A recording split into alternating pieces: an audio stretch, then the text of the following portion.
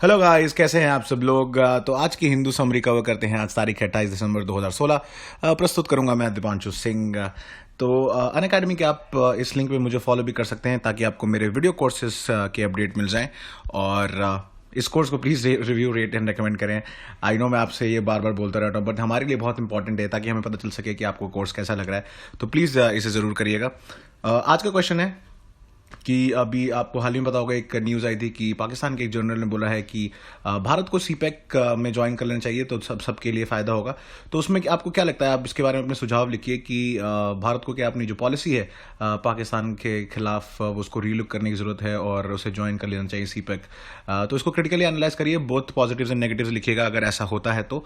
और पहला ओपिनियन है रिगार्डिंग जो अब नए प्रेसिडेंट आएंगे यूएसए के, डोनाल्ड ट्रंप, उनको क्या करने की ज़रूरत है और अफगानिस्तान में क्या इश्यूज चल रहे हैं और भारत और पाकिस्तान का क्या रोल है। तो हार्ट ऑफ एशिया बोला जाता है अफगानिस्तान को। एक रीज़न है क्योंकि वो बिल्कुल दिल में है, एशिया के सेंट्रल में आता है और बहुत ही इंपॉर्टेंट रीजन है एशिया का। काफ़ी सारे डिपेंडेंसीज हैं बाकी सारे नेबर्स की। तो इसमें जो आर्टिकल बेसिकली बताया कि ट्रंप जो होंगे वो तीसरे राष्ट्रपति होंगे जो डील करेंगे जो अफगानिस्तान से रिलेटेड वॉर है, जो 2001 में चालू किया गया था यूएस प्रेसिडेंट जॉर्ज बुश द्वारा। बाद में उसको जो कंक्लूजन पे लेके आए हैं जो उसके सक्सेसर थे, जो अभी आउटगोइंग प्रेसिडेंट उनके बराक ओबामा। तो वैसे तो उनके ट्रूप्स काफ़ी ज़्यादा निकल चुके हैं जब से ऑपरेशन एंड्योरिंग फ्रीडम खत्म हुआ। उसके बाद ऑपरेशन रेजोल्यूट सपोर्ट चल रहा है, एक सपोर्ट कंटिन्यूस मेंटेन किया हुआ है क्योंकि यूएस की जो फोर्सेज है उनका रोल बहुत क्रिटिकल हो जाता है जो इंसर्जेंसी फाइट करने के लिए, और साथ साथ अफगान नेशनल सिक्योरिटी फोर्सेज को सपोर्ट प्रोवाइड करने के लिए, लॉजिस्टिक सपोर्ट हो गया, टेक्निकल या मिलिट्री एड सपोर्ट प्रोवाइड करने, क्योंकि वो लोग बहुत इतने वेल ट्रेंड नहीं है कि वो लोग तालिबान अटैकर से अच्छी तरीके से उनको टैकल कर पाए। तो बेसिकली जब एक बार ओबामा एडमिनिस्ट्रेशन ने अफगानिस्तान को as a war of necessity declare कर दिया, उसके बाद से एक फ्रेश लाइफ आ गई। जो इंसर्जेंसी थी वो काफ़ी ज़्यादा बढ़ गई। लेकिन जैसा आपको पता है कि कोई भी वॉर जो लड़ाई होती है सस्ती नहीं होती है, उसके काफ़ी सारे रिपरकशंस होते हैं और काफ़ी ज़्यादा मैन पावर, फाइनेंशियल कॉस्ट है। यूएस अलोन आप सोचिए $800 बिलियन खर्च हो गए, उसमें से $115 बिलियन तो सिर्फ रिकंस्ट्रक्शन में जा रहे हैं। अगर आप टोटल कॉस्ट देखें तो सेकेंड वर्ल्ड वॉर के बाद जो यूरोप बिल्डिंग के लिए दोबारा से बनाने के लिए मार्शल प्लान था वो $105 बिलियन था। तो आप सोच सकते हैं कितना huge level of financial investment हुआ है, इसका खर्चा हुआ है और कितना वेस्टेज हुआ है इस वॉर के तहत। लेकिन कुछ पॉजिटिव्स हैं इस इफेक्ट की वजह से कि एक तो लाइफ एक्सपेक्टेंसी और लिटरेसी रेट काफ़ी ज़्यादा बढ़ गया। Afghanistan one of the most youngest countries in the world हो गया। उनकी काफ़ी 60% पॉपुलेशन 21 साल से एज से कम है। लेकिन इसको सस्टेन करने के लिए ऑब्वियसली पीस इंश्योर करना बहुत ज़रूरी है। और अगर आप हिस्टोरिकली देखें तो पाकिस्तान के रेजिम, अगर आप हामिद करज़ई से लेकर अशरफ गनी साहब को देखें, उन्होंने हमेशा पाकिस्तान की तरफ देखा है एज अ सपोर्ट के लिए, लेकिन हमेशा वो बिटरे हुए हैं आईएसआई और स्पेशली पाकिस्तान आर्मी की तरफ से। और यूएस का भी रोल जो रहा है मोस्टली पाकिस्तान को कंटेन करने के लिए रहा है। उन्होंने ज़्यादा हस्तक्षेप नहीं किया है। वो चाहते हैं कि पाकिस्तान को थोड़ा कंटेन करके रखा जाए वहाँ पे। तो अगर आप कैरी ल्यूगर असिस्टेंट पैकेज देख लें या फिर क्वाड्रिलेटरल कोऑर्डिनेशन ग्रुप की जो मीटिंग होती है चाइना और अफगानिस्तान, यूएस को मिला के, पाकिस्तान को मिला के, वो मोस्टली डिसअपॉइंटमेंट था। वो बेसिकली कंटेनमेंट के लिए किया गया ताकि पाकिस्तान को रोका जा सके ज़्यादा रोल के लिए। तो पाकिस्तान का जो रोल, स्पेशली आर्मी जो है, वो बहुत बड़ी डिसाइडिंग फैक्टर होती है अगर उनकी फॉरेन पॉलिसी देखें आप, भारत को लेके या फिर अफगानिस्तान को लेके। क्यों एक तो वैसे भी क्रिटिकल हो जाता है उनका रूल जो रोल है, क्योंकि क्रूशल एरिया है, जोग्राफिकली देखें, ड्यूरन लाइन देखें, और पाकिस्तान का रोल बहुत इंपॉर्टेंट हो जाता है अफगानिस्तान में। बट लेकिन पाकिस्तान का इशू ये रहा है कि उन्होंने हमेशा इंडिया के रोल को है ना खत्म करने की कोशिश करी है कि अफगानिस्तान में कोई इंटरफेरेंस ना रहे इंडिया का।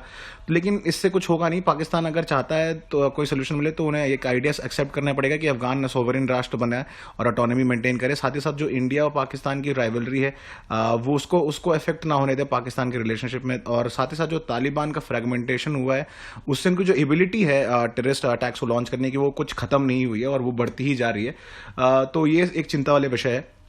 ऑल्सो जो उनकी नेशनल यूनिटी गवर्नमेंट है काबुल में, वो इतनी स्ट्रांग नहीं है और यूनाइटेड नहीं है कि वो ऐसा नेगोशिएटिंग स्पेस क्रिएट कर पाए तालिबान के साथ। तो चैलेंज फॉर काबुल ये है कि उनको इंगेज करना पड़ेगा मल्टीपल रिकन्सिलेशन प्रोसेस में तालिबान के साथ ही साथ पाकिस्तान आर्मी के साथ डुअल चैलेंज है इनके साथ। और इंडिया का काफ़ी ज़्यादा इकोनॉमिक असिस्टेंस रहा है, आपको पता ही, हेलीकॉप्टर्स दिए हैं, सलमा डैम वापस से बनाया, फ्रेंडशिप डैम जिसका नाम है, उनकी लेजिस्लेचर बिल्डिंग दोबारा बनाई, काफ़ी ज़्यादा एम्बेसीज और है वहाँ पे भारत की, काफ़ी ज़्यादा इन्वॉल्वमेंट रहा है हमारी पीस कीपिंग फोर्सेज का, स्पेशली जो डॉक्टर्स और मेडिकल एड हो गया या फिर उनकी ट्रेनिंग ऑफ ट्रूप्स हो गया हमारे भारत में। तो ट्रम्प के लिए सबसे बड़ा चैलेंज होगा फाइंड करना, एक तो ये इंश्योर करना कि 2019 में जो अफगानिस्तान इलेक्शन हो वो अच्छी तरीके से हो जाए। तो इसमें मोदी साहब का रोल बहुत इंपॉर्टेंट होगा, क्योंकि एज अ ट्रस्टेड पार्टनर जो ट्रंप है उन पर रिलाई कर सकते हैं, भारत का रोल बढ़ेगा। साथ ही साथ उनके पास एक और इशू होगा टैकल करना, पाकिस्तान को और इंक्रीज करना जो कैपेबिलिटीज है अफगानिस्तान सिक्योरिटी फोर्सेस की। अगला एक बहुत इंपॉर्टेंट आर्टिकल है रिगार्डिंग मणिपुर इशू। तो आपको पता होगा मणिपुर में ब्लॉकेट चल रहा है, काफी ज्यादा इशू चल रहे हैं, लेकिन उसको काफी समय से इग्नोर किया गवर्नमेंट ने। फाइनली उन्होंने पैरामिलिट्री ट्रूप्स वहां पे भेजे हैं।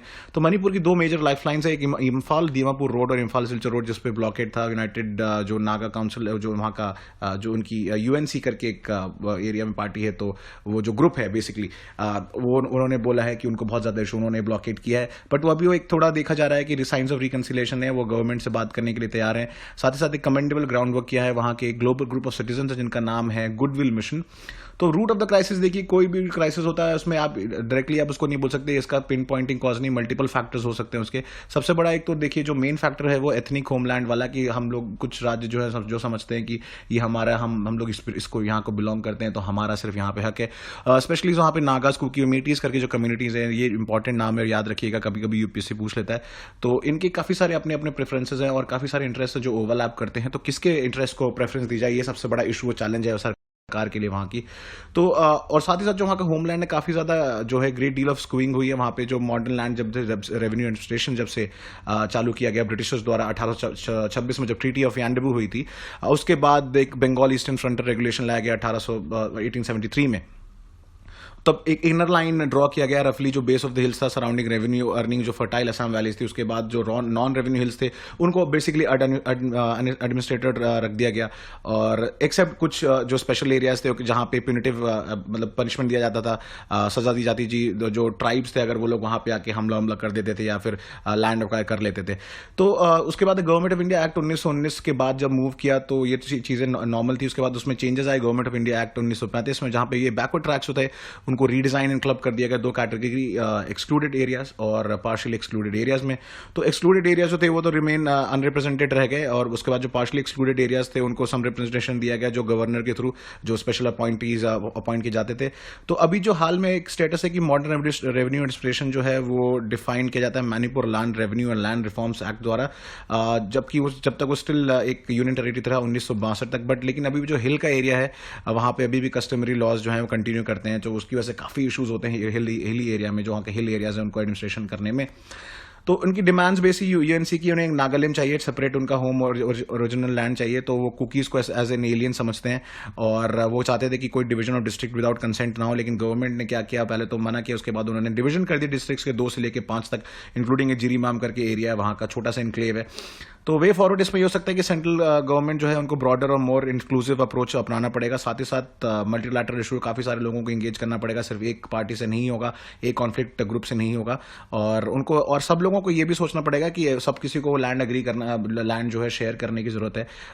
कोई सेपरेट होम लैंड की जरूरत नहीं है, सारे कम्युनिटी के साथ मिलकर रहें, शेयर सोवरेनिटी और कॉम्पिटेंसीज को मैनेज करें।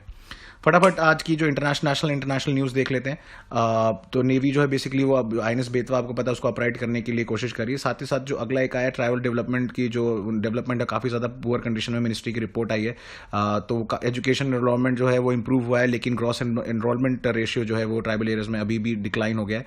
तो ये इशूज हैं, इसमें एक बार देख लीजिएगा आपको। और जो इसराइल है बेसिकली उन्होंने अभी, आपको पता होगा, यूनाइटेड नेशन सिक्योरिटी काउंसिल में रेजोल्यूशन पास हुआ था उनके खिलाफ, जो लोग सेटलमेंट्स बना रहे हैं। तो उन्होंने बोला है कि वो इस चीज पर अग्री नहीं करेंगे। मैंने आपको पहले ही बताया था रिकमेंडेशंस जो है वो कंपलसरी नहीं है, फॉलो करना जरूरी नहीं है। तो एज यूजुअल वो डिफाई कर रहा है। इजराइल जो है बहुत ही स्ट्रांग नेशन है। और चाइना जब से अग्नि 5 का सक्सेसफुल टेस्ट फायर हुआ है, वो बोल रहा है स्ट्रेटेजिक बैलेंस बनाने के लिए और स्टेबिलिटी बनाने के लिए साउथ एशिया में, ताकि पीस एंड प्रॉस्पेरिटी को मेंटेन किया जा सके, जो ये रीजन है साउथ एशिया का। और उसने साथ ही साथ ये बोला है कि जो राइवल नेशन नहीं है बट पार्टनर से डेवलपमेंट एंड कोऑपरेशन में। बिजनेस बेस्ड न्यूज है, एविएशन सेक्टर में सर्टेन मेजर्स लिए गए हैं, लाइक जो कैपिंग होती है कैंसिलेशन फी की, लोअर एडिशनल बैगेज चार्जेस, उड़ान कनेक्टिविटी जो स्कीम है, और 0 to 20 रूल को कर दिया गया, 5 to 20 को चेंज करके। तो ये है। और एक एपेक्स कॉरिडोर बॉडी बोला है, डीएमएससी को रीडिजाइन कर दिया गया एज एपेक्स कॉरिडोर बॉडी। आपको पता है काफी ज्यादा जो हमारे national institute of corridor development है और काफी सारे जो कॉरिडोर्स हैं वो डेवलप किए जा रहे हैं, चेन्नई बैंगलोर मुंबई, ऐसे। तो उसको लेके डीएमआईसी को बेसिकली एक एपेक्स बॉडी बनाया गया है। और रतन वताल जो पैनल है उसके कुछ रिकमेंडेशंस इनको देख लीजिएगा, जैसे आधार जो है अल्टरनेटिव यूज़ किया जाएगा एज अ पैन और केआईवाईसी के लिए, या फिर टैक्स पेमेंट के लिए डेबिट कार्ड को यूज़ करना, ई वॉलेट्स जो है जो उसको यूज़ करना, या आधार नंबर को कंपलसरी बनाना आईटी रिटर्न में। तो ये कुछ रिकमेंडेशंस उन्हें देख लीजिएगा। तो आज की वीडियो के लिए बस इतना ही। आशा करता हूँ आपका दिन शुभ हो। बहुत बहुत धन्यवाद।